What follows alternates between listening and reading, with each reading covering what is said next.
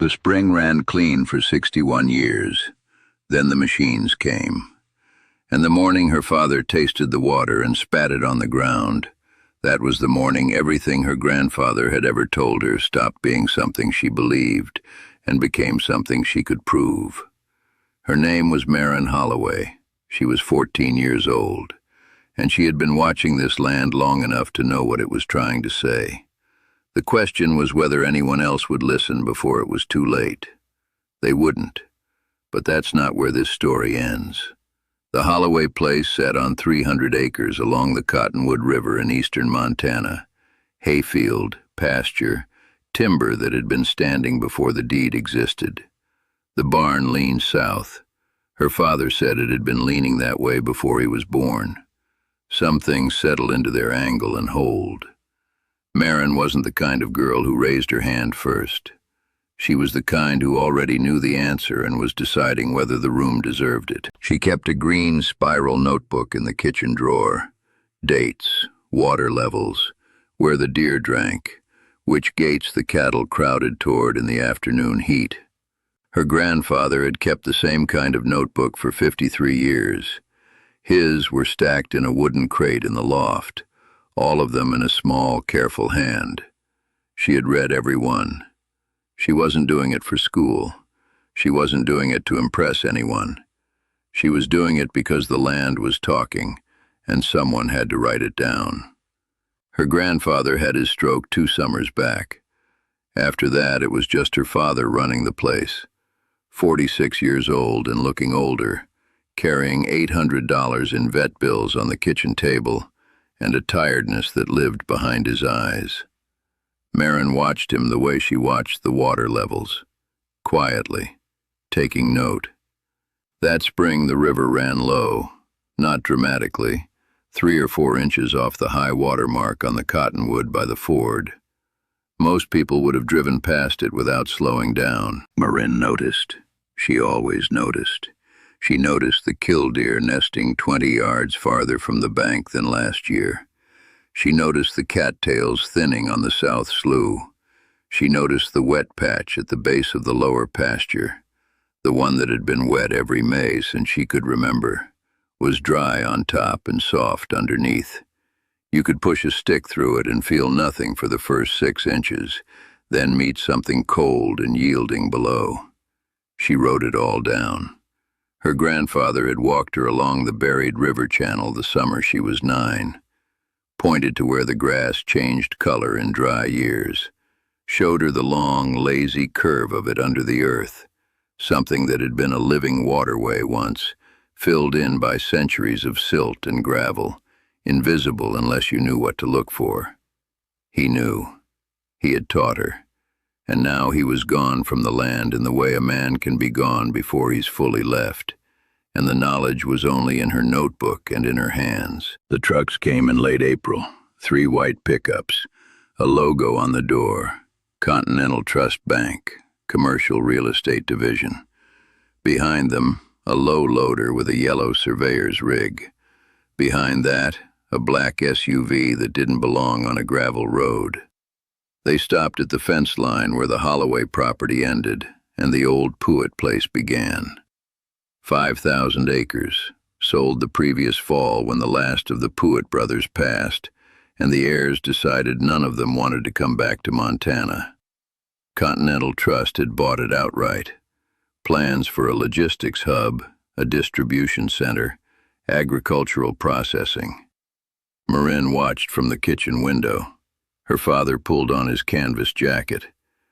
It's the bank's land now. They can do what they want with it. She nodded. She understood that. But she put on her boots and walked the fence line anyway. She found them standing around a folding table, plans weighted down with river stones. A woman named Lauren Castile, professional smile, expensive boots not yet broken in, and a man named Derek Holm, VP of Commercial Real Estate, and a geotechnical engineer who would tell her, politely, that his firm out of Billings knew what they were doing. Marin looked at the plans on the table. The main processing facility, Phase 1, was positioned at the bottom of the slope, down near the river, right where the ground went soft. "The river doesn't stay where you think it does," she said. She told them about the buried channel, the old watercourse, the lazy S-curve her grandfather had walked her through, the grass that came in different in dry years, the way the ground went yielding 40 feet down in exactly the place they were planning to build. Derek Holm was not unkind. He told her they had a licensed firm. He told her they used a grid. He told her the test pits were scheduled for the following week. She said, "The channel curves. The pits won't be in the right places." He smiled. She walked back along the fence. Behind her, she heard someone laugh, just a small laugh, the kind that isn't meant cruelly, the kind that means, "Isn't that something?" That was the part that stayed with her longest, not the dismissal, the smallness of it. She went home and opened her grandfather's 1987 notebook to the entry for May 14th. Bottom field flooded again. Third time in 11 years. Old channel running. Cattle wouldn't drink at the South Trough. She wrote her own entry beneath it. "Here is what you need to understand." The drilling rig came the following Thursday. It ran a clean grid, firm ground on the upper slope, dry samples at the bottom. At every test point, the engineer hit solid earth at 11 feet. His contract specified 12. He bagged the samples. He photographed them. He marked them on the grid. He missed the channel laterally by 20 feet at one point, 30 at another. The S-curve ran right through the center of the building footprint, and every drill point landed on its shoulder, never crossing it. The grid said the ground was solid. They broke ground in June. And if you've ever tried to warn someone about something you could see clearly, and watch them smile and walk past you anyway, stay with me, because this is where the land started keeping its own records. The crack appeared in late August, 8 weeks after they poured the slab. A hairline fracture across the northeast corner, the riverside corner, running in the same direction as the buried channel beneath it. By mid-October, it had 3 siblings, and it opened to a 1/4 inch. The engineers came back. They argued about the concrete mix, about curing time, about tolerance. Then a young engineer named Ms. Aguilar, fresh credential from the Colorado School of Mines, walked the perimeter for 2 hours and asked the foreman a single question. Did anyone drill deeper than 12 feet, anywhere on the bottom, off the grid? Nobody had. She went back to her car and started making phone calls. But by then, something else had already happened. The cattle stopped drinking from the South Trough. This was the trough fed by the Holloway spring, the spring that sat down gradient of the construction site at the toe of the slope on her family's land. The spring that had run clean for 61 years. Her father tasted the water that morning. He spat it on the ground. There was a metallic edge to it, faint, unmistakable. 2 weeks later, the county extension report came back. Elevated turbidity, trace petroleum compounds, suspended sediment consistent with disturbance of an upstream aquifer. Marin's father read it twice. Then he went and stood on the porch for a long time. When he came back inside, he didn't say much. He said, "Get your notebook." The December meeting was held at the county extension office.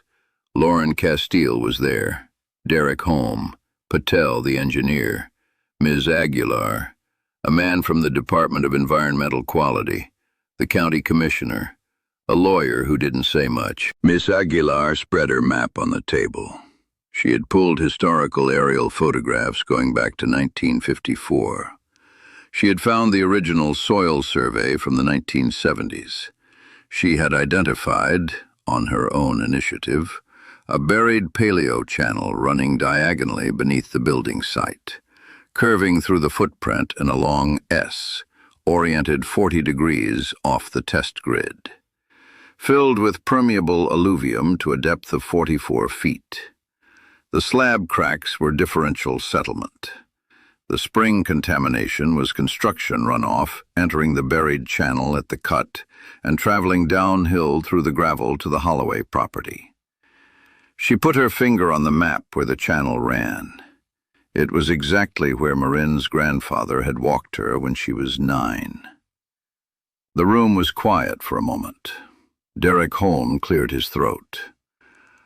"I'd like to ask," he said, "whether anyone at any point mentioned the existence of this channel before construction began." Patel looked at his hands. Lauren Castile looked at Marin. Her father said it quietly. "My daughter told you, in April, at the fence." What followed moved quickly.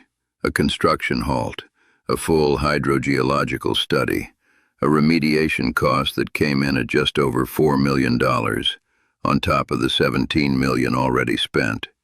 The slab removed, the building redesigned and relocated to the upper bench, 300 yards east, on firm ground that drained north. The Holloway spring was remediated at the bank's expense. The family received a settlement for the loss of use, and the bottomland, all of it, was signed into a conservation easement. Not because it was good PR, because the engineers had finally understood what Marin had known at 14, that some ground cannot be built on for any amount of money a bank can lend itself. In June, an envelope arrived on the kitchen table. Inside was a copy of the new site plan, professionally bound. A note from Ms. Aguilar, paper-clipped to the cover. "We named the watershed feature after your grandfather, the Holloway Paleo Channel. It'll be in the county records now." Her father read it over her shoulder. He didn't say anything for a while. Then he went outside and stood on the porch in the blue hour, the hour her grandfather had always loved, and watched the mist come off the low places. She joined him there. The spring ran clean. The killdeer were back where they belonged. The channel ran where it had always run, where her grandfather had walked her when she was 9, where no grid and no survey and no licensed firm from Billings had ever thought to look. It had always been there, waiting for someone to write it down. If there is someone in your life who sees what others walk past, who reads the land, the room, the situation, and is still waiting to be believed, share this with them. Sometimes the proof comes too late to prevent the damage, but it is never too late to put the name in the record.